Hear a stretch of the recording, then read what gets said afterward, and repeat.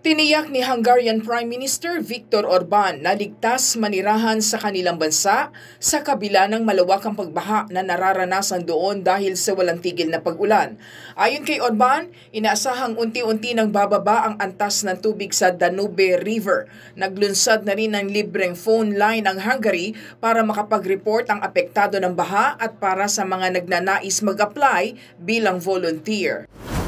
Nanawagan ng United Nations Security Council ng kapayapaan sa Sudan sa kabila ng halos 16 na buwang serye ng karahasan.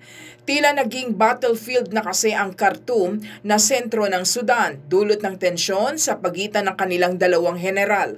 Ayon sa UN, milyong katao na ang naiipit sa krisis, gayon din ang halaga ng mga infrastrukturang nawasak dahil sa kaguluhan. Hindi pinagbigyan ng korte na makapagpiyansa ang American rapper na si Sean Diddy Combs sa kasong sex trafficking at racketeering. Ayon sa mga otoridad, ginagamit raw ni Combs ang kanyang karangyaan at kasikatan para makapangbiktima ng mga kababaihan. Matatandaang nakilala rin sa pangalang Puff Daddy si Combs na nagpasikat ng kantang I'll Be Missing You noong 1997. Joyce Salamatin para sa Pambansang TV sa Bagong Pilipinas.